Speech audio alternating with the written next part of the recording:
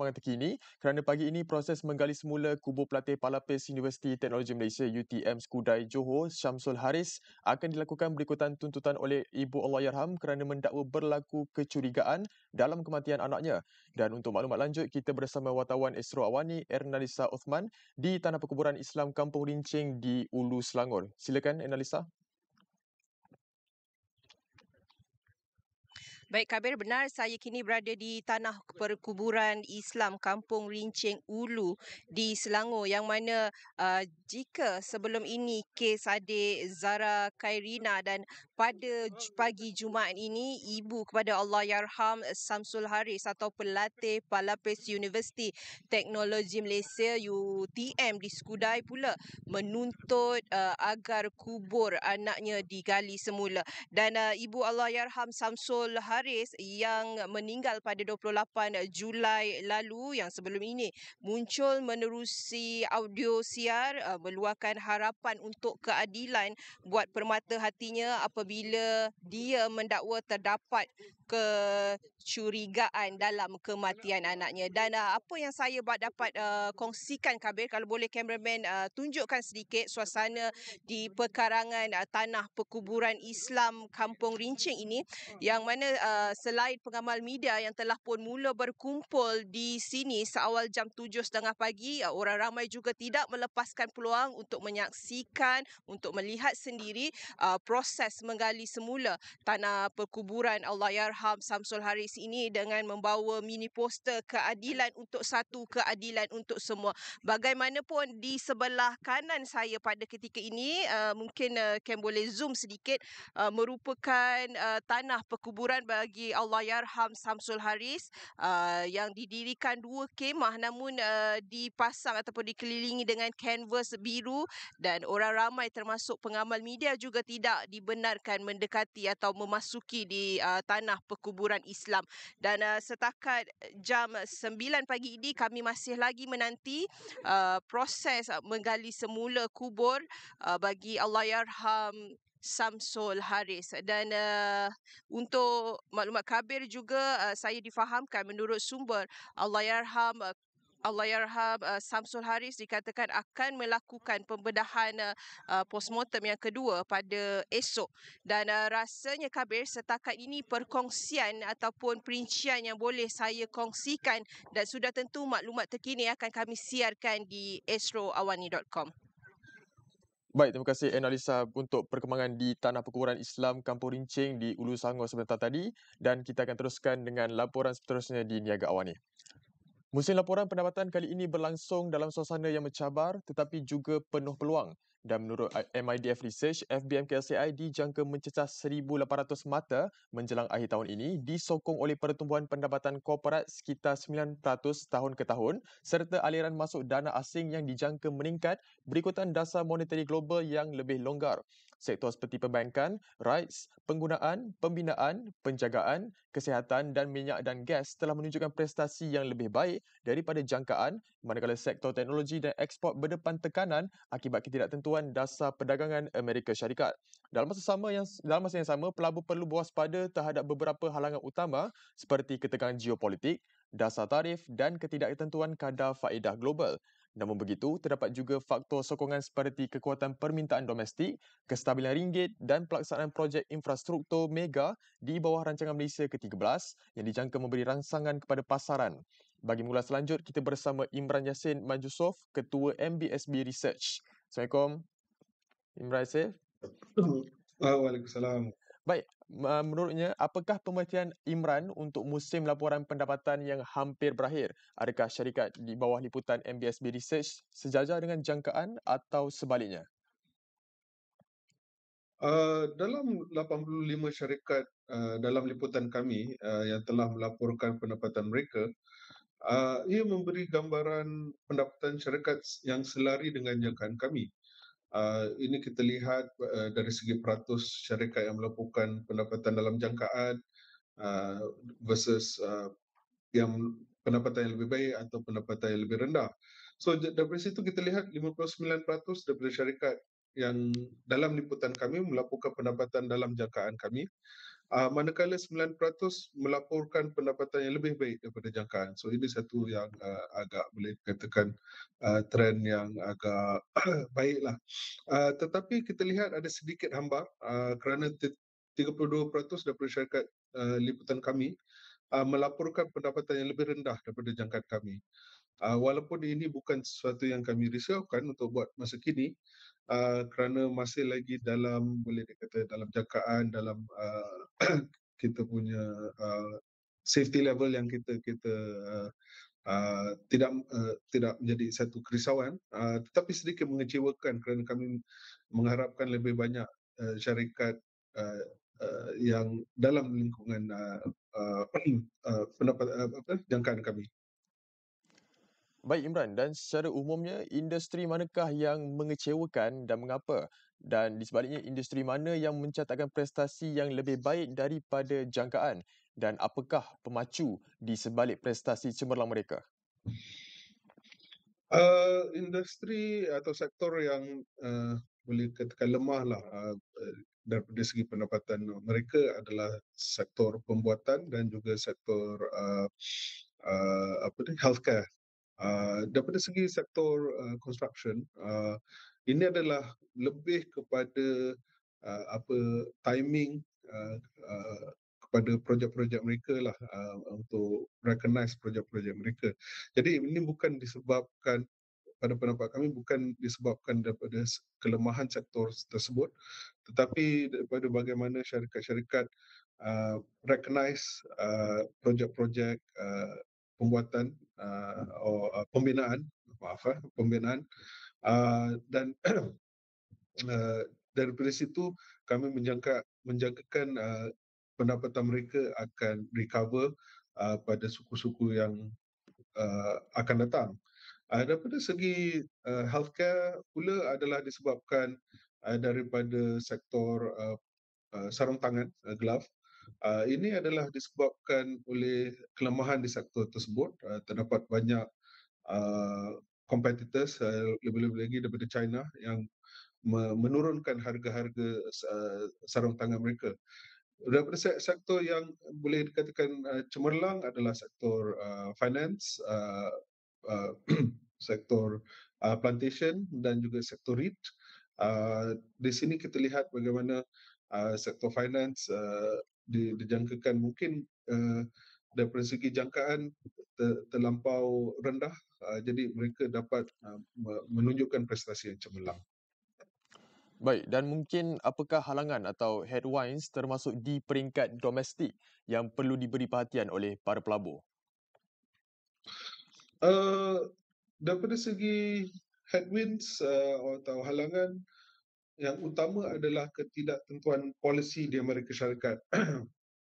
Kita lihat bagaimana Presiden Donald Trump banyak memberikan ulasan-ulasan ataupun pengumuman yang mungkin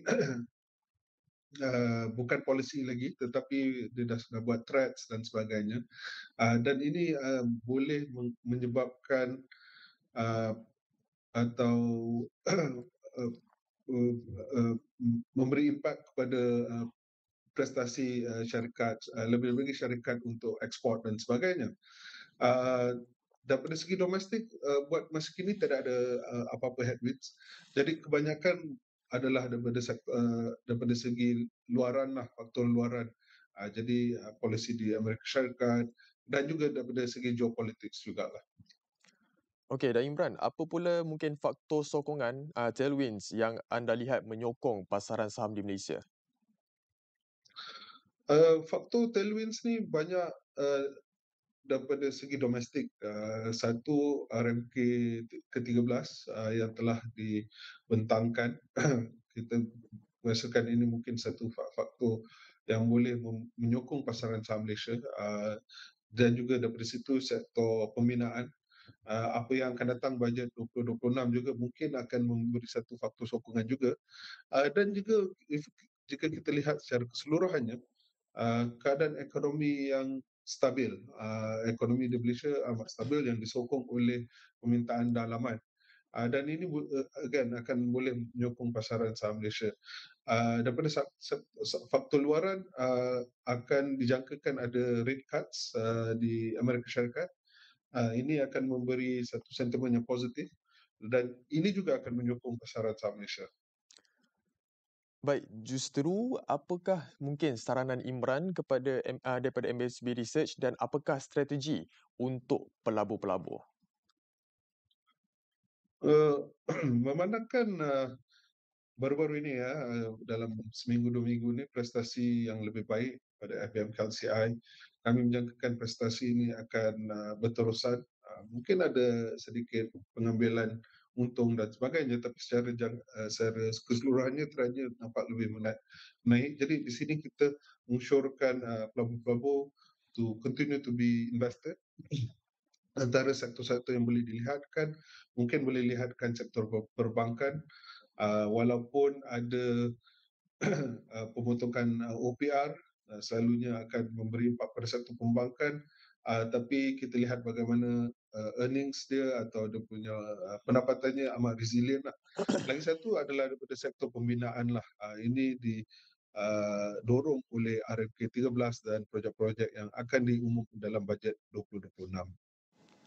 Baik, dengan itu terima kasih diucapkan kepada Imran Yasif Mat Yusof, Ketua MBSB Research kerana sudi bersama Niaga Awani pagi ini.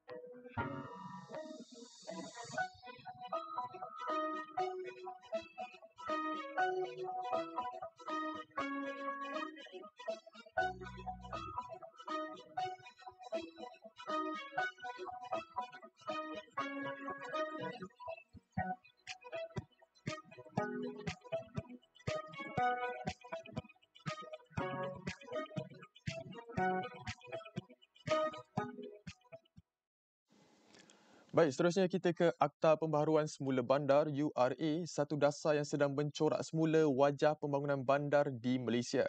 Kerajaan kini mencadangkan ambang persetujuan 80% pemilik bagi melaksanakan projek pembaharuan semula bandar, satu langkah yang menurut Kementerian Perumahan dan Kerajaan Tempatan KPKT adalah sejajar dengan amalan terbaik antarabangsa. Ia juga disertai dengan janji pampasan yang lebih baik, termasuk unit rumah baharu yang lebih luas dan moden tanpa kos tambahan. Namun di sebalik janji pembangunan, timbul persoalan besar. Adakah hak pemilik minoriti benar-benar dilindungi atau adakah ini membuka ruang kepada pemaju untuk menguasai kawasan strategik bandar?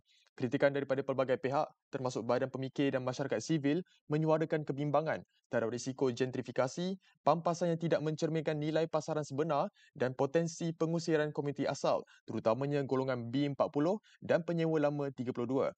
Lebih membimbangkan, terdapat pandangan bahawa pendekatan ini terlalu memihak kepada pemaju swasta dengan kurangnya mekanisme semak dan imbang yang telus untuk menentukan sama ada sesuatu projek benar-benar demi kepentingan awam. Dan bagi mengulas lanjut, kita bersama Tiba Lakshmi Kunasekaran, penyelidik Institut Pendidikan Khazanah KRI. Hello, good morning. Good morning. Baik, kerajaan telah meminda syarat kepada 80% persetujuan pemilik untuk melaksanakan pembaharuan semula bandar. Adakah langkah ini benar-benar melindungi hak pemilik minoriti atau sebenarnya lebih memudahkan laluan untuk pemaju? Ya, walaupun ambang persetujuan telah dinaikkan kepada 80% kan, tapi persoalan yang masih timbul ialah bagaimana dengan hak pemilik minoriti 20% ini. Adakah mereka betul-betul akan dilindungi seperti yang disebut dalam kenyataan media, tapi kita pun tak pastikan macam mana bentuk pampasan yang mereka akan dapat, adakah ia adil dan saksama. And adakah mereka akan menerima wang yang setimpal dengan unit gantian pada harga pasaran semasa, atau mungkin boleh diberikan allowance tambahan untuk bantu mereka membeli unit di rumah kawasan yang sama. Ini penting sebab kita harus pastikan the residents tidak dipinggirkan ke kawasan yang lain hanya sebab mereka tak mampu mengakses atau membeli rumah di kawasan kejiranan yang asal. Sebab dalam RUU PSB ini, butiran pampasan itu tidak dijelaskan dengan teliti. Lagipun 20% ini bukan jumlah yang kecil. Kita perlu juga dengar pandangan mereka sebab mereka memang ada hak sepenuhnya untuk menggunakan dan memiliki dan menggunakan hartanah mereka. Baik, dan dalam pelaksanaan projek-projek ini, siapa sebenarnya yang akan menentukan bahawa sesuatu projek itu benar-benar demi kepentingan awam dan bukan semata-mata untuk keuntungan komersial pihak tertentu? Sepatutnya pembaharuan semula bandar ini perlu dikenal pasti oleh local authority atau PBT masing-masing sebab mereka yang lebih arif akan keperluan dan keadaan di kawasan mereka. Mereka tahu apa permintaan atau demand semasa, apa jenis pembangunan yang diperlukan serta kondisi bangunan tersebut. Tetapi RUU sekarang nampaknya developer yang membawa proposal. It's more developer driven urban renewal. So developer akan cadangkan, state akan menilai cadangan tersebut. Kalau beginilah prosesnya, then penilaian cadangan tersebut haruslah dilakukan dengan lebih teliti. Bukan sekadar melihat keadaan fizikal bangunan dari luar sahaja, tapi proses yang betul seperti building audit perlu dilakukan. Ini adalah penting untuk pastikan sama ada bangunan tersebut boleh dipulihkan melalui penyelenggaraan sahaja atau memang ia benar-benar memerlukan pembangunan semula. Berkaitan dengan isu keuntungan komersial, ini adalah pendapat saya. Dia akan jadi wajar sekiranya sebahagian daripada keuntungan komersial itu dikongsikan bersama kerajaan ataupun penduduk asal. Baiknya penduduk asal, tapi kalau tak boleh dengan kerajaan. Sebab bayangkan flat 4 tingkat, 5 tingkat akan dibangunkan semula kepada flat bertingkat tinggi seperti 50 atau 60. So daripada 200 unit jadi 2,000 atau 3,000 unit. Nilai GDV juga akan meningkat berkali ganda. Manakala for example, my share of ownership towards that plot akan berkurang. Daripada saya share dengan 200 orang, saya kena share dengan 2,000 orang. So alangkah baiknya kalau sebahagian daripada keuntungan itu disalurkan balik kepada kerajaan supaya kerajaan boleh menggunakan the returns untuk kepentingan awam, bina infrastruktur awam yang diperlukan. Ini memang diamalkan di Hong Kong, tapi the difference is Hong Kong punya URA atau PSB ialah government-led, government yang drive the process. Sebab tu government boleh menggunakan keuntungan yang diperoleh itu boleh dilaburkan kepada insentif pemeliharaan dan pemeliharaan. Baik, dan daripada itu, bagaimana kerajaan dapat menjamin bahawa pemilik yang enggan atau terpaksa berpindah akan menerima pampasan yang benar-benar adil termasuk kos perpindahan, gangguan kehidupan dan juga nilai pasaran sebenar rumah mereka?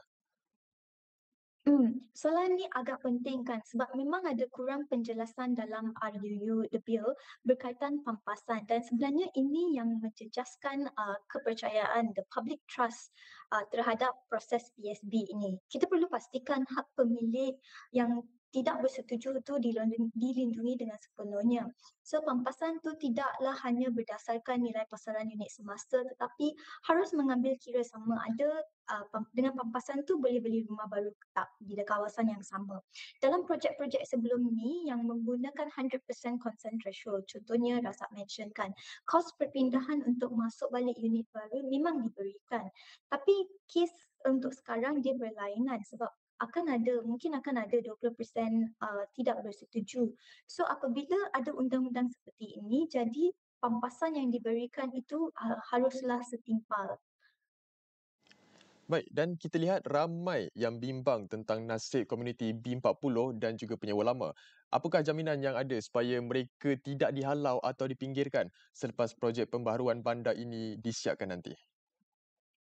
Kerajaan harus pastikan projek pembaharuan semula bandar ni adalah benar-benar mampu milik dan mudah diakses oleh kumpulan rentan. Contohnya pemilik daripada golongan B40. Ya, mereka akan dapat unit gantian percuma. Tapi kita perlu pertimbangkan isu-isu lain seperti kos penyelenggaraan. Untuk bangunan setinggi 40 hingga 60 tingkat, penyelenggaraan dia adalah kompleks. And kita baru-baru sahaja more recently sahaja kita ada bangunan yang bertingkat tinggi yang melebihi 40 tingkat. Sebelum ni mungkin kita ada 25 atau 30 tingkat. Dengan 30 tingkat pun masalah penyelenggaraan itu memang banyak yang dihadapi. Then with now like 40-60 stories, kos maintenance tu akan jauh lebih tinggi. Daripada bayar RM50, dia kena bayar RM300. Dia 5 kali ganda, 5 atau 6 kali ganda. Adakah mereka mampu menanggung kos tersebut? Mereka daripada golongan B40. So mereka mesti akan menilai di mana mereka boleh belanjakan duit tu. Baik mereka boleh belanjakan duit tu untuk bil utility mereka atau bayar duit tuition anak mereka. So if ada tunggakan maintenance, then mungkin ada risiko tinggi untuk mereka terpaksa keluar daripada kawasan asal mereka. Selain itu, penjelasan adalah kurang untuk pampasan untuk penyewa, terutamanya penyewa yang telah lama menetap di kawasan tersebut. Berdasarkan projek dulu kan, macam Razak mention, memang ada tawaran kepada penyewa lama untuk membeli unit tersebut pada harga subsidi.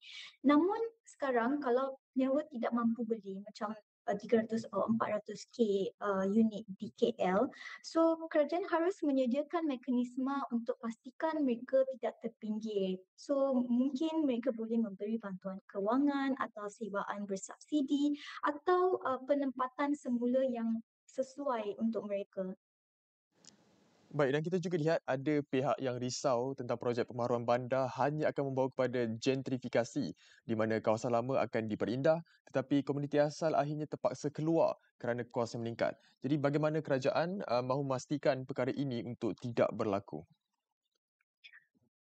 Ya, seperti yang saya sebut tadi kan, local council atau PBT akan dan perlu memainkan peranan yang penting dalam PSB jika PSB akan dijalankan. Mereka yang paling faham apa keperluan kawasan mereka, sama ada nak bangunkan semula atau tambah kemudahan baru. Jadi mereka harus pastikan kemudahan-kemudahan yang mereka akan datang, yang mereka akan approve tu adalah mampu milik dan boleh diakses oleh semua penduduk di kawasan tersebut. Like, tak kira dia kaya ke atau dia poor ke, dia kemudahan new amenities tu tidak boleh cater kepada spesifik group sahaja. So pembangunan semula tak sepatutnya menyebabkan keluarga berpendapatan rendah terpinggirkan. Sebab itu pentingnya kita harus memastikan PSB ini berpaksikan kepada isi rumah. We have to ensure URA is anchored to household dan bukan semata-mata pada bangunan sahaja. Dan bukan setakat memberikan ganti rugi, unit gantian rumah yang selesa daripada rumah lama mereka, tapi pastikan hidup mereka tidak terjejas. Maksudnya mereka boleh tinggal di kawasan yang sama, boleh bina kehidupan di situ macam biasa tanpa bebanan kos yang tinggi. Dan satu lagi isu penting yang perlu dipertimbangkan adalah perancangan PSB juga perlu memasukkan perancangan selepas projek PSB ini siap. What I mean is what happens post redevelopment projects, right?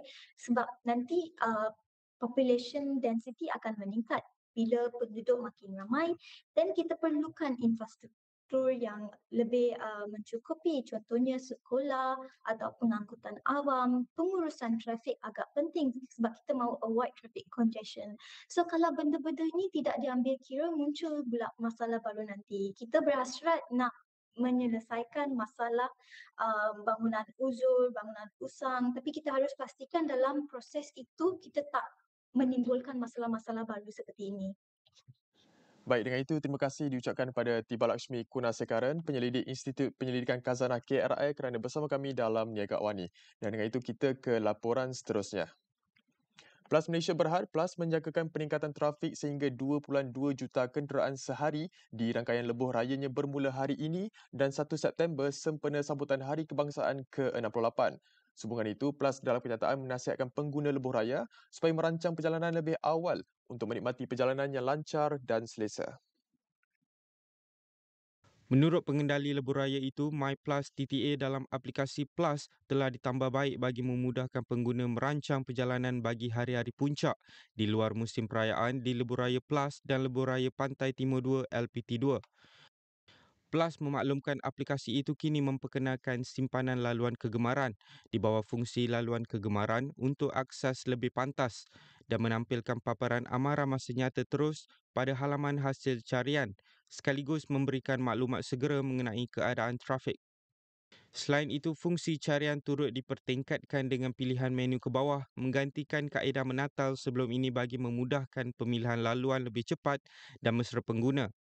Menurut Plus, tidak seperti musim perayaan sebelum ini iaitu tarikh perjalanan ditetapkan lebih awal, Plus akan terus memantau aliran trafik harian dan mengemaskini nasihat tempoh puncak secara berterusan bagi memastikan pengguna menerima panduan perjalanan yang paling relevan secara masa nyata. Sementara itu, bagi menyemarakkan semangat patriotisme sempena Bulan Kebangsaan, Plus memaklumkan pihaknya antara lain menghias lebih 21 kawasan rehat dan rawat dan hentian sebelah mengikut tema sambutan tahun ini, Malaysia Madani Rakyat Disantuni, selain memaparkan mesej sambutan dalam bentuk digital di Lebuh Raya Plus sehingga 16 September ini. Kira-kira 53% daripada pendeposit tabung haji tidak memiliki simpanan sekurang-kurangnya RM1,300 iaitu jumlah minimum yang diperlukan bagi mendaftar haji. Pengarah urusan kumpulan dan Ketua Pegawai Eksekutif Tabung Haji, Haji Mustaqim Muhammad berkata, kadar simpanan yang rendah turut memberi kesan apabila kira-kira separuh daripada pendeposit yang menerima tawaran haji setiap tahun terpaksa menolak atau menunda giliran haji mereka. Berbeza dengan pendeposit berkemampuan, beliau berkata golongan ini cenderung menyimpan di institusi kewangan lain dan hanya memindahkan bayaran penuh haji ke akaun TH mereka apabila rayuan diterima bagi mengisi kekosongan akibat penolakan pendeposit yang tidak mampu. Sehubungan itu, menurut Abdul Rashid, situasi ini menuntut pendekatan baharu dalam strategi tabung haji dengan fokus utama mengembalikan peranan TH sebagai institusi kewangan Islam yang diyakini bukan sekadar pengendali ibadah haji. Katanya tabung haji perlu menyaingi pasaran dengan strategi pemasaran moden, perkhidmatan digital yang mesra pengguna serta produk simpanan yang lebih relevan dengan generasi muda. Abdul Rashid turut menekankan bahawa kejayaan transformasi TH akan diukur melalui pertumbuhan simpanan. Pada masa ini, TH mempunyai RM93 bilion simpanan pendeposit dan pihaknya menyasarkan peningkatan jumlah ini kepada RM110 bilion menjelang akhir 2027. Seterusnya, Rang Undang-Undang Pekerja Gig 2025 yang diluluskan di Dewan Rakyat pada Khamis dilihat sebagai satu langkah penting yang membentuk masa depan sektor pekerjaan di Malaysia. Menurut Presiden Persekutuan Majikan-Majikan Malaysia MEF, Dato' Dr. Syed Hussein Syed Husman, RUU itu menyediakan rangka kerja kawasalia jelas yang mengiktiraf status unit pekerja gig, terutamanya mereka yang terlibat dalam platform digital, selain memperkenalkan perlindungan penting termasuk akses kepada keselamatan sosial, mekanisme untuk penyelesaian pertikaian dan perlindungan terhadap amalan tidak adil. Beliau berkata RUU itu hadir pada masa yang kritikal apabila pasaran buruh Malaysia sedang mengalami transformasi pesat didorong oleh teknologi, model perniagaan baharu dan jangkaan pekerja yang berkembang. Menurut Syed Hussein, organisasi itu menyokong penuh usaha kerajaan untuk menginstitusikan perlindungan yang adil kepada pekerja gig sambil mengekalkan fleksibiliti yang penting kepada kemampanan ekonomi gig dan pendekatan itu selaras dengan prinsip pertubuhan buruh antarabangsa ILO. Beliau berkata walaupun perlindungan diperlukan, sebarang rangka kerja undang-undang baru mesti mengelak peraturan berlebihan yang boleh menjejaskan daya maju model gig. Selain itu, katanya, MAF turut menekankan bahawa fleksibiliti merupakan ciri utama pekerja gig, menawarkan kebebasan untuk pekerja memilih bila, di mana dan cara mereka bekerja, sambil membolehkan perniagaan meningkatkan perkhidmatan dengan cekap. Terdahulu, Dewan Rakyat meluluskan RUU Pekerja Gig 2025 yang antaranya bertujuan melindungi hak pekerja gig, mengadakan peruntukan bagi kewajipan entiti kontrak serta mengawal selia terma dan syarat perjanjian perkhidmatan yang dibuat antara entiti kontrak dengan pekerja gig. Menurut GKMM, ia termasuk isu ketiadaan pelindungan sosial khususnya Pertubuhan Keselamatan Sosial Perkeso, kadar bayaran rendah dan tidak sepadan dengan tugas, prosedur tuntutan yang rumit serta tempoh lama diambil majikan melunaskan sesuatu tuntutan pekerja gig. Lembaga Hasil Dalam Negeri LHDN mengesan 5,800 pembayar cukai gagal mengemukakan borang cukai membabitkan pendapatan tidak dilaporkan berjumlah 484 juta ringgit setakat Julai lalu. Menurut Ketua Pegawai Eksekutif LHDN, Datuk Dr. Abu Tariq Jamaluddin, ketidakpatuhan cukai itu dikesan membabitkan pelbagai pihak termasuk peniaga dalam talian, pembeli kenderaan mewah, penerima komisen dan kumpulan lain yang sebelum ini sukar dikesan pihak berkuasa. Dengan data yang lebih menyeluruh ini, keupayaan hasil dalam membuat profil risiko dan pengesanan bersasar akan meningkat dengan ketara. Sebagai contoh, individu yang menerima pendapatan selain daripada gaji atau perniagaan seperti sewa, allowance pengarah atau pendapatan tidak tetap akan menerima notis ansuran CP500 iaitu bayaran ansuran lebih awal selaras dengan pendapatan sebenar mereka. Ini untuk memastikan dalam pendapatan lain membayar ansuran cukai sebagaimana syarikat membayar ansuran CP204, peniaga tunggal membayar CP500 dan pekerja membayar melalui PCB. Selain daripada itu, hasil juga akan mempertimbangkan mengeluarkan Digi Direct di bawah CP205 kepada syarikat yang membuat pindaan anggaran cukai lebih rendah sedangkan syarikat menunjukkan prestasi perniagaan yang baik. Ini adalah langkah untuk memastikan keadilan dan mengelakkan ketidakpatuhan secara berstrategi. Selain itu, Dr. Abu Tariq berkata dengan data e-invoice yang lebih menyeluruh, LHDN kini mempunyai keupayaan membuat profil risiko dan pengesanan bersasar. Mengulas mengenai pelaksanaan e-invoice fasa ketiga ketika ini, ujarnya, perniagaan yang mempunyai perolehan tahunan antara RM5 juta hingga RM25 juta menyertai pelaksanaan sistem transformasi pentadbiran pencukaian digital itu. Setakat ini, 493 juta e-invoice dikeluarkan secara keseluruhan, membabitkan penyertaan 100,000 pembayar cukai dan ia dijangka terus meningkat menjelang pelaksanaan fasa keempat dan kelima masing-masing dijadualkan 1 Januari dan 1 Julai tahun depan. Dalam perkembangan lain, Dr. Abu Tariq berkata LHDN akan melaksanakan Global Minimum Tax GMT bagi membendung tax base erosion dan pengalihan keuntungan profit shifting.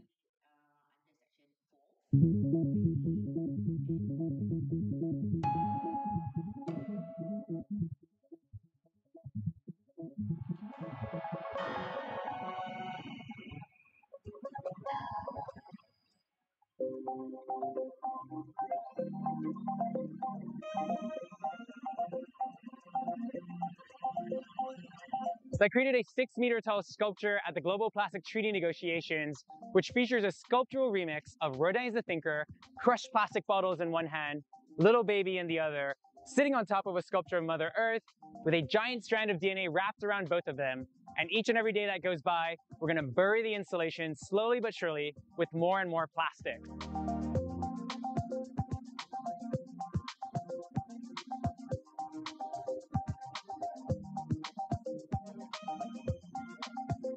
Can we get agreement? Yes. Will it be easy? No. Is there a pathway? Yes. Right. This is why this work matters, because you're just very simply and in a very sophisticated way telling the story of get the job done already. We need to get the job done. Yeah, absolutely.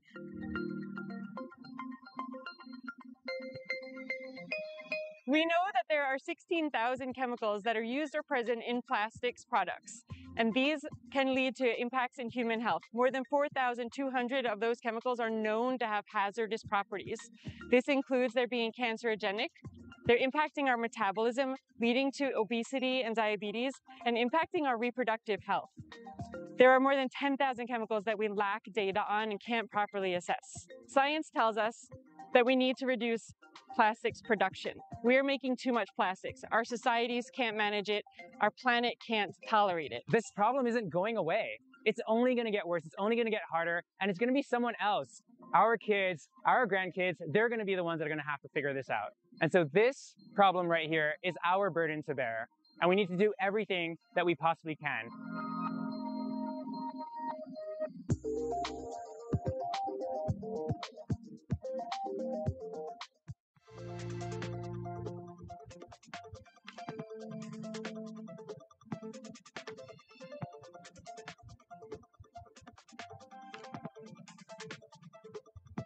It's very difficult to imagine all of the uses that will be made of quantum technologies. And it's not just quantum computers, but quantum sensors and quantum networks and communication and so on. But all of this is going to require a lot of different skills. And so right now, there's a lack or a shortage of people who are equipped to go into and qualified to go into these fields.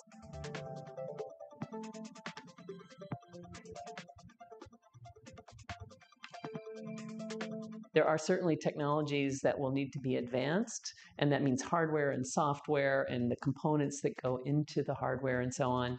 But it also is going to require a lot of people with new skills. It's going to take the end users to adopt these technologies. So there's a lot of educating to be done on the part of the customers, if you will, or the people who are going to benefit from it.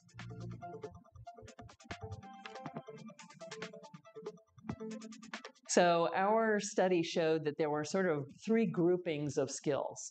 One was hardware, and those sort of hands-on in the lab skills. One was software, different set of skills needed for that.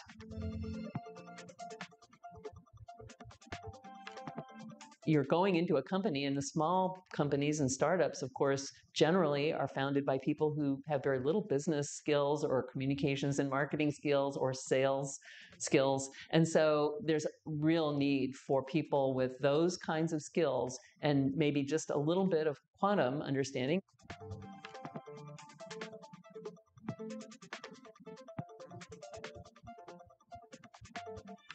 The skills that were being sought didn't sort of say quantum physics or have quantum in the title. So again, it was somewhat traditional STEM disciplines that were being looked for. And the degree that was preferred was not a PhD in general. It was perhaps a college degree or a master's degree. In some cases, even less than that was required for someone who was going to be doing technical work, would get some education perhaps on the job.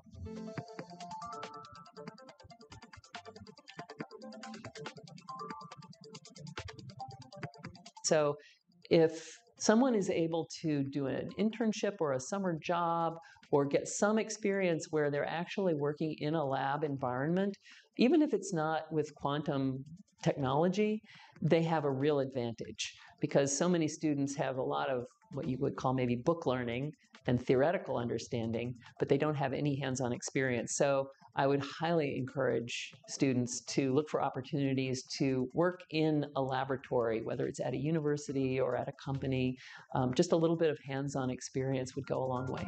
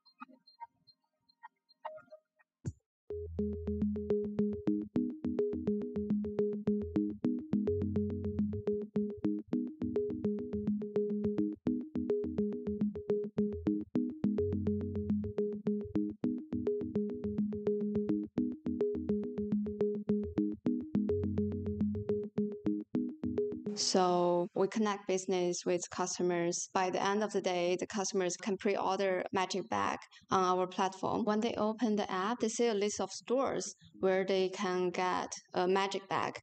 So it's more like a mystery box. And then they pre-order on the app, and then the customer go to the store and pick it up.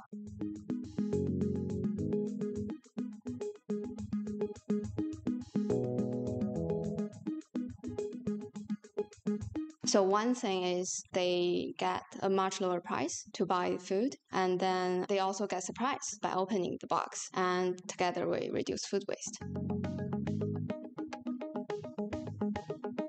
We will attract a lot of young customers using this application. And when they open the box, because you don't know what's going to be wasted by the end of the day, so it's a surprise bag. And when people get it, they take pictures and they post it online on social media, like Red Note, WeChat, the Chinese social media. And then it gets viral, and people get the idea of how they can reduce food waste by reducing their personal cost and also opening a surprise bag in their daily life.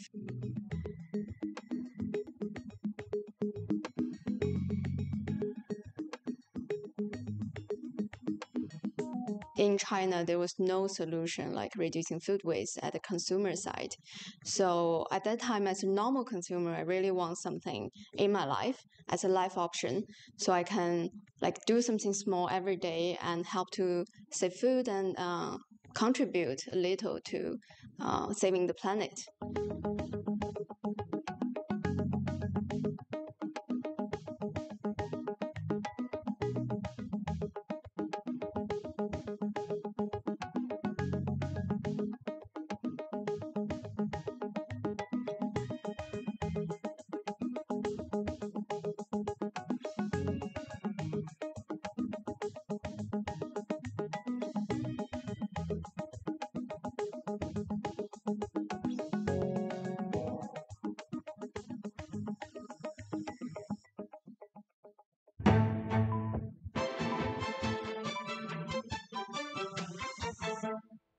Jom, ayuh bersama raikan semangat inilah kita. Malaysia Astro berbangga mempersembahkan pelbagai kisah hebat yang menggambarkan siapa kita. Untuk kita saling membantu. Apa yang membuatkan kita tersenyum. 大家一起 sing along. Boleh ke duduk bawah? Lantaran keunikan kita. Seiring persembahan yang menyentuh hati kita. Pelanggan Astro, terokai lebih banyak lagi tentang kita di saluran 100. Winner never quit and quitter never win. Pelbagai filem, lebih drama. It's love. Love. You takkan happy. Hari-hari dia buat you nangis. Untuk semua peringkat umur. 他可以接受. I rasa macam sekolah balik. It's a Malaysian thing. I highly recommend. Stream bila-bila masa, apa jua cara. Inilah kita, eksklusif di Astro.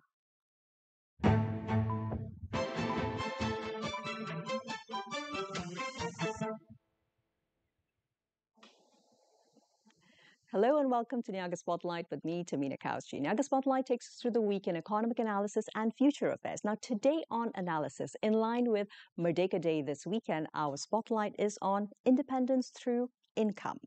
Malaysia turns 68 this Merdeka, and while independence is often spoken of in terms of flags and history, real independence ought to be measured by whether Malaysians and their families can stand on their own 2 feet economically. The numbers remind us, roughly 37% of Malaysian households earn below 5,000 ringgit a month. Women's labour force participation is still stagnant at roughly around 56%, peak compared to men's 83%, and our indigenous Orang Asli communities face poverty rates over 3 times the national average. These are not just statistics, they highlight structural gaps. So we asked today, how do we build true independence through income? How do economically marginalized mothers, rural entrepreneurs, and indigenous artisans translate skills into sustainable livelihoods? Our guests this morning are here to share about how financial inclusion for our most underserved is not a charity model. It's actually good economics. A pleasure to welcome to the studios together with Ida Zunaidi, co-founder and CEO of Ibupreneur, Colin Ray Salvaratnam, who is the founder of Community Ops, as well as Alina Abdullah, who is the founder of Yellow Tree Malaysia. A very good morning to all of you. How are we doing? Good. Thank you for having us tonight. All right, amazing. So really good to have you all with us here. I'd like to get started and get the discussion going, perhaps by referring towards Alina. So Alina, tell us a little bit about, the Yellow Tree story, as well as the fact that you are essentially helping to contribute to uplifting women's labor force participation rate, even though it may not be within the structured confines of, let's say, a corporate role or a 9-to-5 job. Yes. Tell me more. Well, I mean, we are a consultancy and a training company. We spend about 30% of our time uplifting underserved communities. So we have 3 pillars. We have women, refugees, as well as Orang Asal. So let's talk a little bit about women. And sure, it's critical because we serve many communities from the Orang Asal as well. Women in B40 communities. A lot of training is actually going into helping entrepreneurs in the B40 sector to upskill. And what kind of upskilling are we talking about? We're talking about financial skills, we're talking about mental health skills as well, but most importantly, digital skills and how to build businesses. And we do so with partners. We have Ida here with us today, and Ibupreneur is one of our partners for these initiatives. Yeah, amazing stuff. I will come back to you again when it comes to looking at a couple of structural factors which have helped the women that you work with in particular. But before that, perhaps I can just jump into asking Colin a little bit about community ops, right? So let's look at the community ops story, how you got started, and also the fact that it is distinctly a for-profit initiative. Tell me more.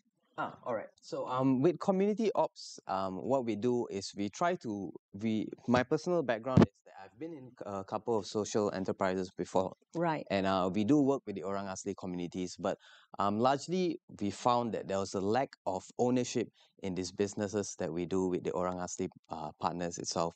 And so with community ops, our founding is actually creating businesses where our indigenous members can come up from producer level up to co-owners with us, and we can build the business together and invest in our longevity together. And so we started about 2 years ago, and we've been going on about it, and so it's been going good so far. So 2 years ago would have been an interesting conjuncture in time. It was, I think, a little after the pandemic lockdowns proper had ended. So let's talk about what kind of figures you're generally looking at when it comes to median payout for each of the Orang Asli producers per month. Okay. So to answer the median payout for the Orang Aslis per month, our organization is a bit different because they are our co-owners. They actually earn 50%, the equal rate of what the management of community ops owns.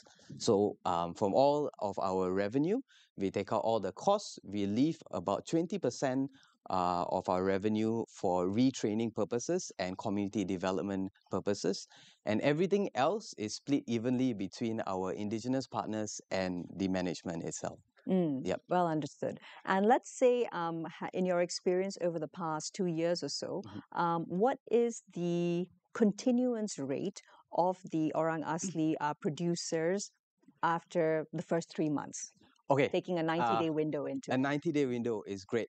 So previously in my personal work, retention is a very big issue when it comes to majority of initiatives. The ideas behind the initiatives are great, but a lot of the times when the Orang Asli partners are just beneficiaries, retention might become an issue. And so with us, what we have done by making them our partners, we have managed to keep a 100% retention rate over 2 years. And every partner that has started a business with us is still running a business with us today. This means that we have a smaller base of producers that we are able to impact, but we are able to build stronger as opposed to building broad. Understood. And I think that would be definitely a challenge that we are going to repeatedly address different dimensions of when it comes to retention. Ida, I saw you nodding along to that. Tell me more about how Ibupreneur got its start. And in fact, of course, you are specifically working with women who are economically marginalized and underserved. So we are a social enterprise where we empower women from the underprivileged groups through education and also employment, because we understand that not everyone wants to run their own micro businesses, but also provide opportunities for them to work for stability. So mainly, I don't look at it, as you mentioned, it's not a charity. We're not solely doing this for social mission, but I really want the platform to be a reliable economic engine where we balance business with our ability to reinvest back to the women community. So we're looking at education, training, giving them supported skills, at the same time tracking and making sure that they are earning income, because at the end of the day, ultimately, that's how they can really change their lives. So we've seen women's lives change, and not only it impacts themselves, but it impacts her children, the family, and the community around it. Exactly. It's about that multiplier effect, right? Would you be able to give us perhaps a rough estimate of what's the usual median monthly income uplift for women who have participated in Ibupreneur's programs? So briefly, our academy is 3 months. Right. However, we run a minimum... That 90 days, magic number, right? Yes. However, working together with Elena, it does take time to see the uplift in median income. Right. We do monthly monitoring of their income and business progress for a minimum of 1 year to see the change. So, however, we have seen women's income grown from the baseline at 1,006. So that's just slightly above hardcore poverty line. That's right. Up to 4,003 in our data. So that's 200%. So that's really, really progress. So, it's still far from our national median, which is around 6,003. But, the extra hundreds of ringgit, an extra 1,000 could mean that... For a family, that is the difference between children going to school or having to stay back at home and help mother. Yes, definitely. So they're no longer in daily financial stress to survive. Correct. Now they can think about their goals and their dreams. So we hope that, there's growth, because right now we see that 83% to 84% of them has reached that, across that threshold.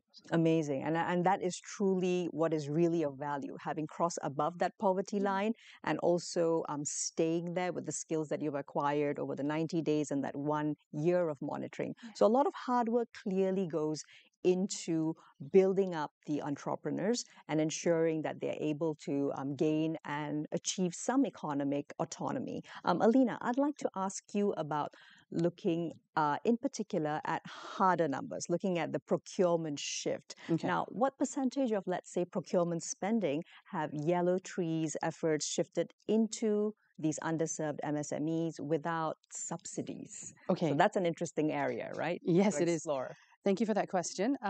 Just to be clear, we're not directly involved in procurement. So we are consultants and we are coaches, right? So if there were to be a baseline of 0, and let's just say customers, yes, they are looking at purchasing products and services from underserved communities, and there are 10 clients. Highly likely, because Malaysia is actually, we're very, very noble and we're all very generous people. So if we have 10 clients, probably 8 would be interested and keen to buy the products that these underserved community women have, be it biscuits or, handbags, etc. Now that's a lead. Now, how many would like to buy? Yes, so that's the procurement side. Would highly likely be maybe about 30 to 40% of that 8 that would buy from these services. Now, for us, while that's good, it's not so much a procurement challenge, right? Purchasing, Malaysians are very generous when it comes to underserved products, underserved communities. Very popular. There's favorite brands and there's space still for many new brands. Absolutely. But the insights that we have is we feel very, we feel that we need to help. Now, the question is when it comes to entrepreneurship, It's the second and the third and the fourth purchase. How do we get that running and going? Right. So it's not so much about procurement, it's about the innovation process. Are we addressing this innovation process of getting new products? Are we helping underserved communities produce products that are of quality, that are tested? And of course, one of the greatest things that we love to do is branding, right? Do people remember the brands that they purchase, or are they solely purchasing because they feel sorry for a community? Because that's a big issue that is rarely addressed.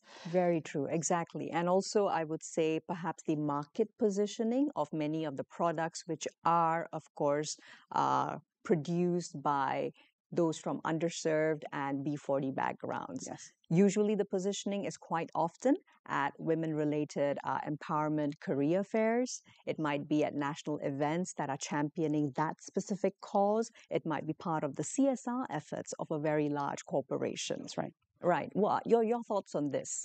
Not that that's problematic because you clearly drive sales, Yes. but what about expanding outside that lens? How could that be done? That's extraordinarily challenging. I'll be very frank. I Sure, did come up from a corporate background, and the procurement process of purchasing products, goods and products, have to go through such an intense process. And it's such a huge barrier that, even I'm sure Ida could attest that if she wants to, let's just say, bring in the cookies, the products that the women actually are producing, it's such a headache because perhaps, in this case, could it be quality? And for other social enterprises, could it be halal certification? Number 3, HACCP, all these huge it's not problematic. It's problematic for the process, right? But it's necessary. How can we apply all these standards at a corporate level and actually, okay, can we figure out a way to let the underserved communities bring their products in?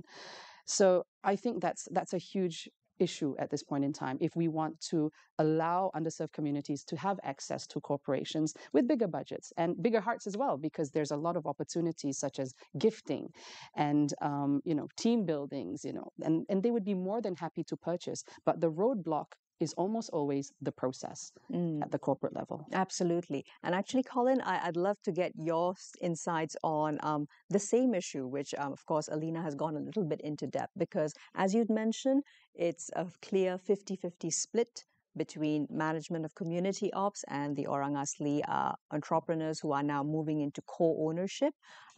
What are some of the barriers you've observed in the time that you've been around when it comes to expanding and making sure you have that second, third, fourth, and repeated sale? Yep. I think you made a wonderful point that something is not really addressed in our industry is selling based off poverty or empathy as the key goal. Because I sell like one of our products, the indigenous sambal, is made by the women, and yes, they are marginalized, part of the marginalized society as well. But that is not the reason why we're selling the sambal. It is a traditional sambal that once you taste it, you will fall in love with it. And it's part of our Malaysian heritage as well, right? And it a has little known one because it comes from our indigenous communities. Yes, and so my position is more to show people what our Orang Asli partners are capable of making, and the products can speak for itself instead of relying on customers that feel empathic towards our cause or think that we are doing something that's helping the world per se. And when you go based on the value of your product, most of the time I see retention in customers. People get in touch with us, they like the idea of what we're doing, but once they touch the sambal and they taste it, and they start WhatsApping you about how great it is and how they would keep repeating the orders, I think that is when you reach a level on which you have already brought them to market appropriately. Exactly. That whole, try it, love it, and then that's what makes you a repeated customer, right? Yes. Perhaps a little bit more doable with consumer products. Okay, Yeah. Ida, you're of course exactly in that line, consumer products, right? But also because Ibupreneur was started out in about 2019 or so, now looking back over time, what type of 5-year survival rate have you been able to observe for some of your Ibupreneur entrepreneurs? Business survival rate for us means active operations, Right. despite of any Mhm. pauses or declining revenues. So Understood. for Ibupreneur supported businesses, survival rate is approximately 75%. And we attribute Very healthy. this, Very, yes, very healthy. Yeah. we attribute this to three things. One is a very consistent monitoring and evaluation framework. Mhm. Second is a very targeted planning for their businesses. Right. Third, I would say, is the social finance for sustainability, because we offer that. Because what happens is in that 5 year, so for context, what happens in the first year is usually about finding the right product, going to market and validating. Mm. And second year, it's perhaps tweaking a bit of your products to make sure people love it even more. Right. Once And you've landed on something pretty yes, good. Yeah. yes. And third year is another test of survival, because that's where you would tend to see what really makes money, and Mhm. business model does change at this time. And Sure. yes, 3 years is a long time when it comes to innovation, right? yes, Okay, now we're in 2025. Who knows how the next 5 years will go? yes. Yeah. And year 4, good products. For example, Colin mentioned, we want to share the sambal, but good products need good management. That Mm. means systems and growth needs to be in place. They have to put accounting measures. They need to bring lawyers in to protect their good sambals, because Copyright, competition, for example, yes. perhaps, yes. So those things have to come in place. And year 5 is where you usually expect more stable revenue stream and sustainability. Mhm. So the remainder that don't survive, oftentimes we see it in year 4, because good products need good management. Yeah. How do you stay relevant? Mm. How do you compete with those companies with better scale? Right. Who has large branding budgets? And it's, of course, you at year 4 compared to somebody coming out at year 0. Yes. Yeah, new versus something tried and Mhm. trusted, or is it just old? Yeah. So we do see some challenges within those years. Mm. However, for us, I wouldn't say insufficient funding is a problem, because we have really good partners from institutions that provide social finance for sustainability. So that's where we Yes, come we've in. got a good, strong pipeline over there. Yes. However, for women, I see challenge in year 4, where they have to manage systems and manage their own personal life. Because, as a woman, we have pressure from personal demands. We could be having a child between those years, because actually 5 years is a long time. That's right. Your family could be expanding, Yes. and quite often, what Mhm. perhaps proportion of Ibupreneur moms are also those who are single female households? So right now, majority of them is around 65%. Right. Yeah. Yeah, that adds the dimension of all of the care burden, Yeah. unpaid care, and also the paid work that you do is only on the mother's shoulders. Yes. So, for example, one of our high-performing entrepreneurs, Katlina, got really good social finance support. She expanded to 10 locations. Her business really bloomed. However, at the same time, she's battling a divorce case for her Understood. 4 children to fight for nafkah. And that's what's really happening in her life. But she won the case, by the way, so really wonderful. But these are the things that's happening on the ground. So we are still working together to grow the ecosystem together with Elena, how we can go beyond just business, however, providing a whole-rounded healthcare, childcare, coaching to really improve how we can grow together. Exactly. I mean, I'm also hearing you on the fact that part of that ecosystem involves ensuring that there is access to childcare, for example. How is that managed on a ground level, family to family, woman to woman?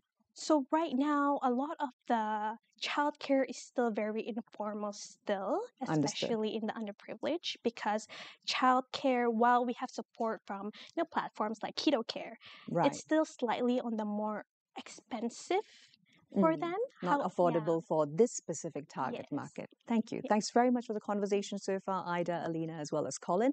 We do take a quick break. Don't go anywhere. We'll be right back with the rest of the show on Niaga Spotlight.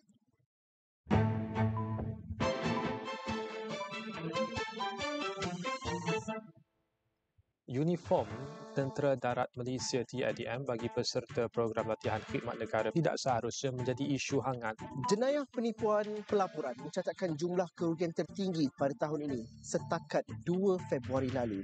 Kementerian Pendidikan memandang serius isu peningkatan trend penggunaan rokok elektronik. Lembaga Lebuh Raya Malaysia LLM memperluaskan larangan kenderaan berat memasuki lebuh raya pada waktu puncak di beberapa jajaran terpilih di sekitar Lembah Kelam. Guys, kita nak gaduh ke nak menang? Sehati bersama dalam dunia AI. Bila saya kena A9000, saya ingat awak akan suka saya lagi. Itulah, kawan dengan robot. Bersatu demi memburu impian. Semua tengah cuba untuk berkawan. Tapi gaduh ni bukan cara dia. Human emotion cannot be calculated like data. Kita bukan data. 29 Ogos, 10.30 malam. Di Astro, Ria dan kita.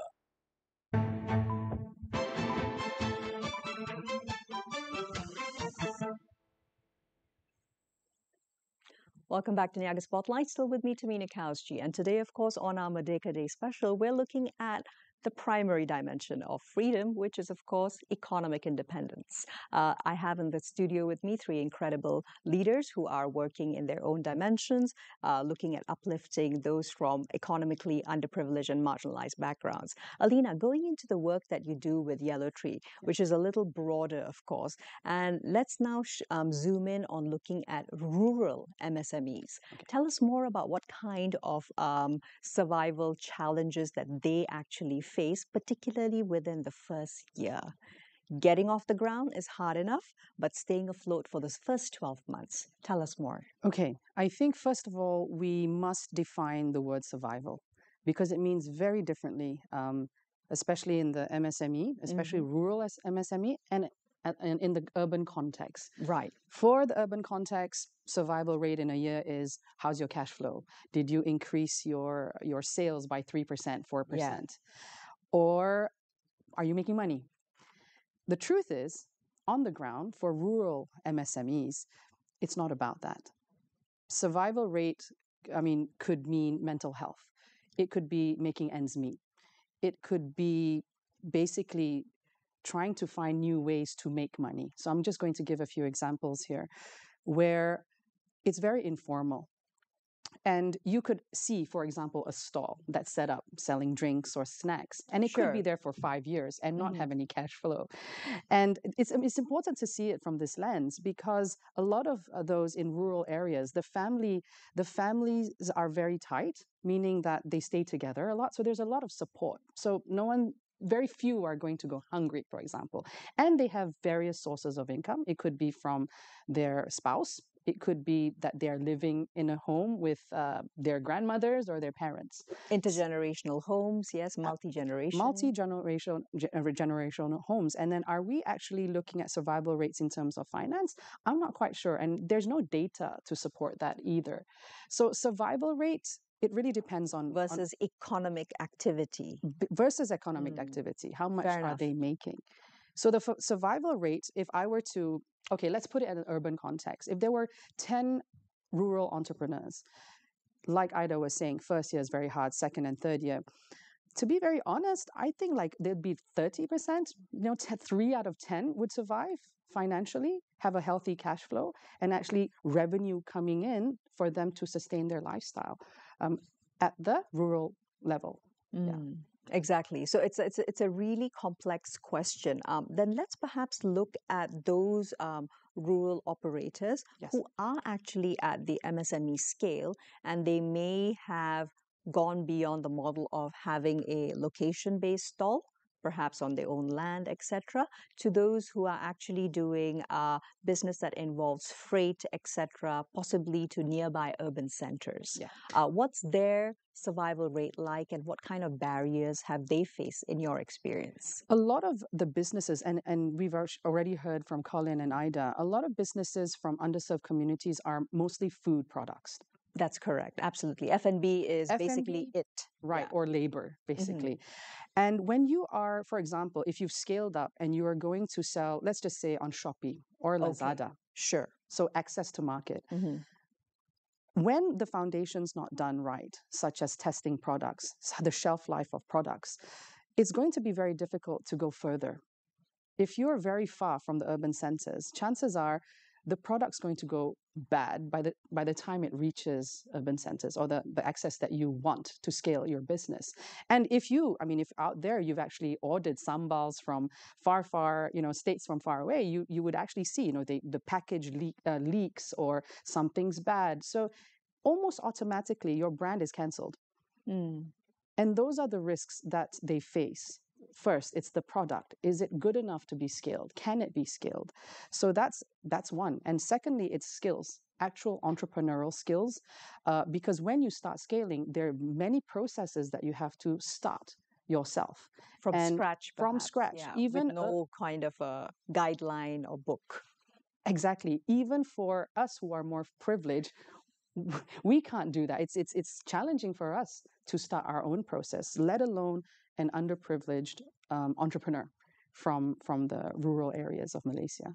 Absolutely. I hear you on a lot of that, which is why I'm going to jump quickly to Colin and look at basically the dimension of scaling and what kind of stress tests would be involved when it comes to perhaps wanting for one of the Orang Asli community co-creators, co-owners to scale up.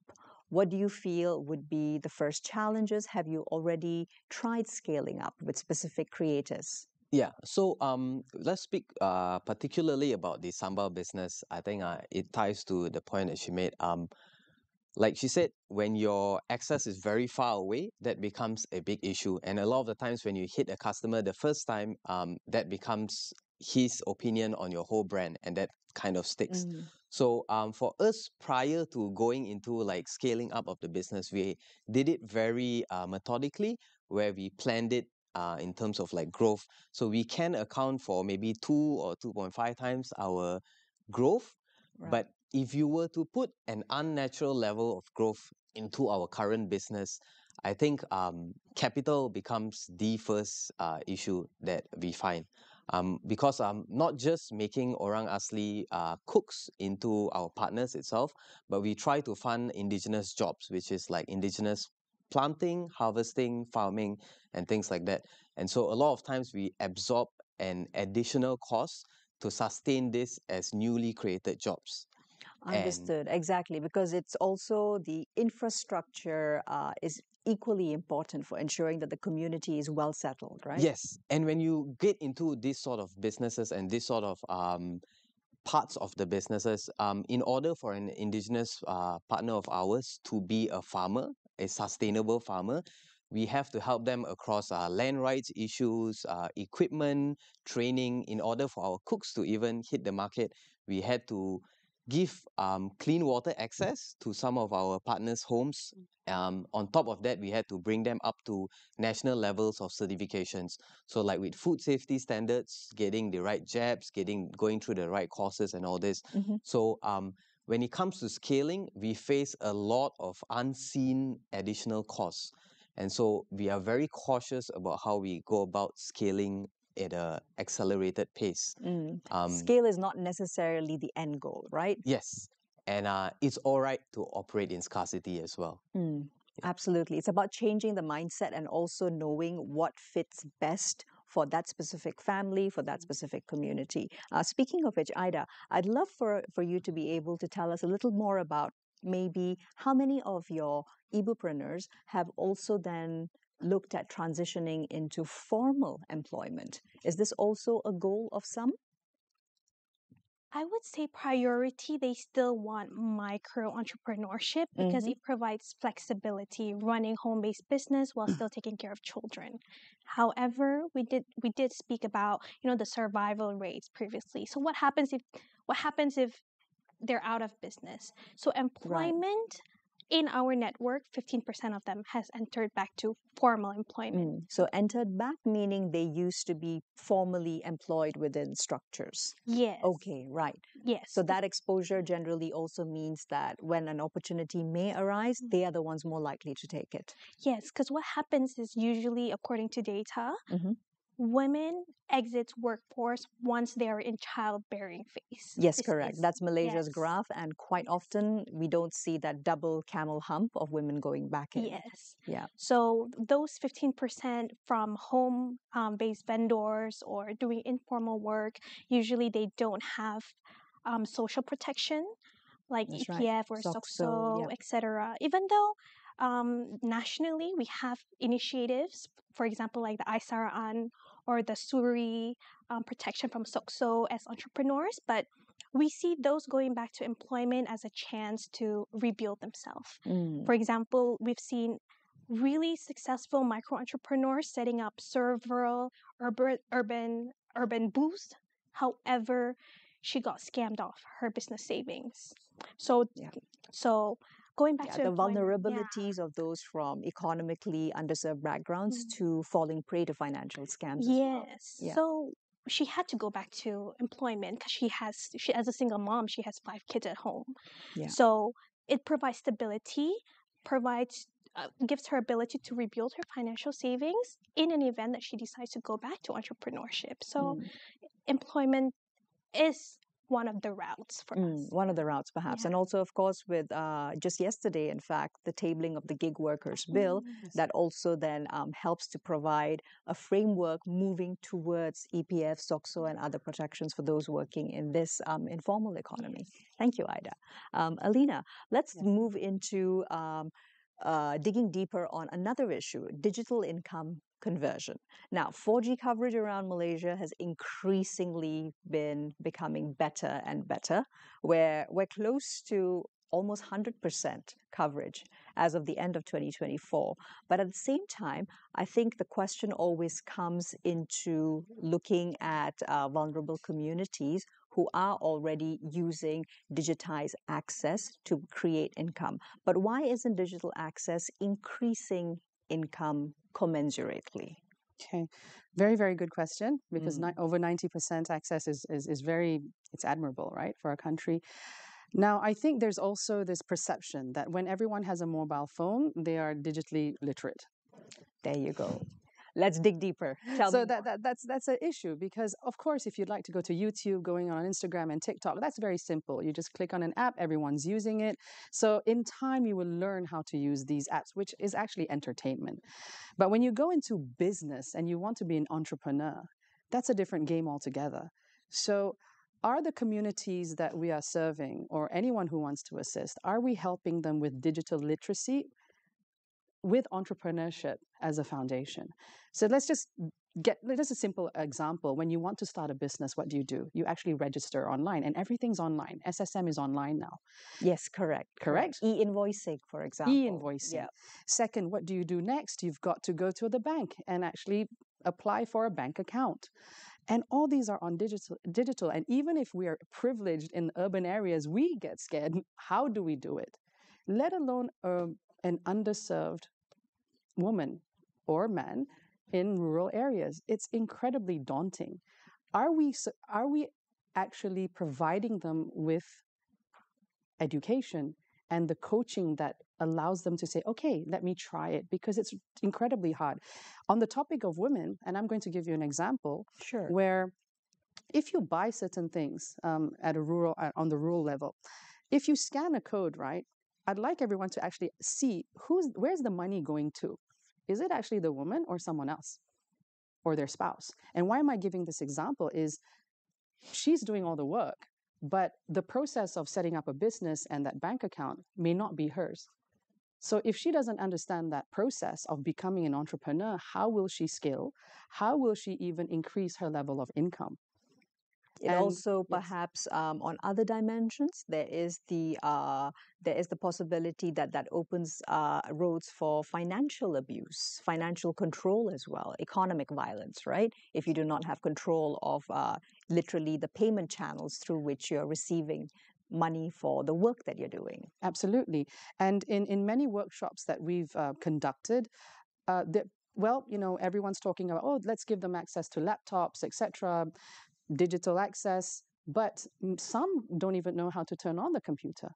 And when you're an entrepreneur, you have to start processes. So you have to use simple apps such as Excel, Word. And even opening those apps are challenging. How do you use it? Can you type? The basic foundation of digital literacy is not being addressed. And we're just saying, okay, it's accessible, income should increase, everyone should happily and magically be okay the next day. That's not the case, and that's not what we're seeing. And that's concerning. Yeah, absolutely. Deeply concerning. Now, as we're moving towards closing out the conversation in a while, Colin, I'd of course like to ask you, when you look at the percentage of your revenue, how much of that is actually reinvested into producer training, hopefully to overcome a couple of those challenges which Alina had already mentioned? Okay. So on paper, we have a percentage of 20%, which we reinvest back into the community. But like a very good point that Alina made, there is a lack of training on the grounds. That people do have digital access, but they do not know how to take those digital access up to an entrepreneur level. And so what actually happens is that we do end up spending closer to 40-50% at the initial first year, or that high amount of our revenue goes back into training. But not just like digital access, we provide, like for the sambal to cook, you need clean water. So we provide access for them to get their rights to get water tapped to their house. We solve their issues with like land where they're planting the kantan. And a lot of the times, we do end up spending way beyond 40%. Understood. But ultimately, we have on paper, our target is to bring it down back to 20%, where we can easily train the next generation of entrepreneurs from the community. But it's a dual role, because while we have our cooks who are our partners, we also want to replace myself in the business. Like, for example, we have our partner Moy Banje, and she has trouble with literacy, so she cannot address our customers digitally. But what we can do is we can train her daughter to do my job. And eventually, in like 5 to 10 years time, I won't be in community ops anymore, and she can take over my role and drive it forward. Custodianship is completely for the community, with the community. And so we do aim for a targeted 20%, but at our current scale, we give everything we can to make it survive. Absolutely understood. Thanks very much for that, Colin. And of course, Ida, looking at those dimensions, but when it comes to Ibupreneur, in general, what do your costs look like per entrepreneur who you onboard? So looking at costs, it involves not only the training, however, we still provide the opportunity cost of them joining trainings. Understood, because they do need to, for example, perhaps not be at home during those hours. Yeah. So we provide them with daily expenses, with transportation, because they have to travel all the way from Banting and it takes 2 hours, etc. So, and we even provide social finance, and the monitoring 1 year is still such a heavy cost. However, every 1 ringgit that we spend, we see about 2 to 3 times of incremental monthly income. So over a year, that's a return of 20 times the initial investment. So it's an impact that lasts beyond the program. So relatively, with a modest upfront cost, we're creating a permanent shift in how a mother views entrepreneurship. You know, she's usually operating in a rural center, but what we do is we give her exposure to MNCs with a different market segment, and their standards are different. So her horizon is broadened. So investing in women and trainings is not only really for herself, but it's really how she can further share that broaden horizon with her children and her communities as well. Absolutely, because when you speak about the support system that goes into onboarding and ensuring that that first year happens, that is the true, perhaps, cost of starting out and sustaining. All right, so as we look at wrapping up the entire discussion, perhaps some last thoughts on where we're looking at in the arena of ensuring that economically uplifting our rural communities via MSMEs or other work, informal work, Alina. What does the direction look like for the year ahead? As much as we'd like to talk about numbers in terms of 1 year ahead, there's a lot going on. And I think some final words, it's to really define success What does success look like for these communities? And for us, because a lot of people would ask, what are the outcomes? What is the revenue? What is the growth? And you know what? We need to stop there and start redefining what success is to them. And what we're seeing out there, some insights in the market, we need to put a lot more emphasis on coaching these communities. Empathy is huge. Empathy means it's not just feeling sorry, but you are actually walking aside by them and coaching them through that 1 year, through that second year. A lot of work needs to be done in terms of coaching. And mental health challenges, this is something that doesn't come up a lot because everyone's expecting numbers. Metrics, yes, but that is a huge metric which allows you to operate successfully as a business, perhaps. Absolutely. Alina, Colin, Ida, if only we had a little more time, but that's been an excellent, invigorating, and very enlightening discussion. Thank you so much for your time today. Thank you very Tamina. much. Well, that's all we have time for today on Niaga Spotlight. With me, Tamina Kausji. We'll see you next week with more economic analysis and insights. And meanwhile, Selamat Hari Merdeka to every Malaysian out there.